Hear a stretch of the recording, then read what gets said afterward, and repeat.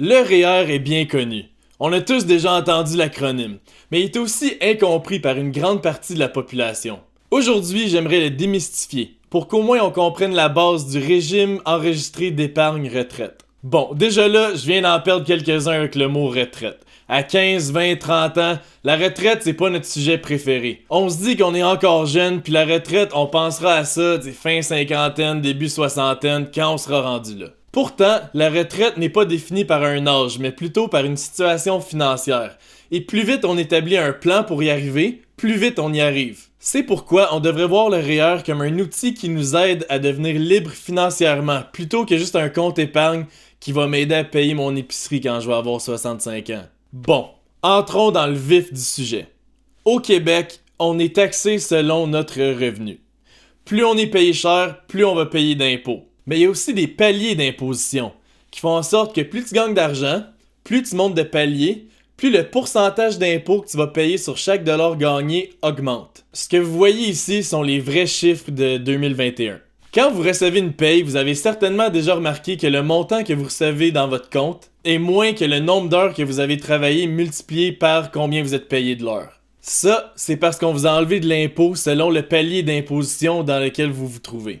Disons que ça a été une très bonne année pour vous et vous avez fait plus de 216 511 $, ce qui vous met dans le dernier palier d'imposition. Pour chaque dollar gagné à partir de maintenant et ce jusqu'à la fin de l'année, vous allez être imposé au taux de 53,31%. Le jeudi de paye est pas mal moins intéressant quand littéralement la majorité de ta paye s'en va directement dans les poches du gouvernement. C'est ici que le REER peut être intéressant.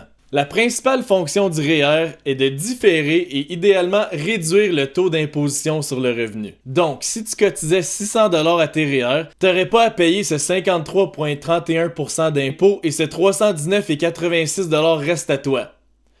Pour l'instant.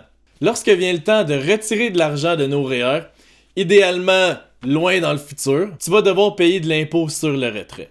Mais pas au taux initial de 53%, mais plutôt au taux du palier dans lequel tu te trouves à l'année du retrait. C'est pourquoi il est fortement suggéré de retirer ses REER au moment de la retraite, lorsqu'on va se trouver, normalement, dans un palier plus bas que pendant notre vie active au travail. Dans notre exemple, différer l'imposition par l'entremise d'un REER peut nous permettre de payer aussi peu que 27% d'impôts, plutôt que le 53% qu'on aurait payé sans le REER. Là, c'est de l'argent dans nos poches qu'on a mérité en bonne et due forme, simplement en suivant les règles du jeu.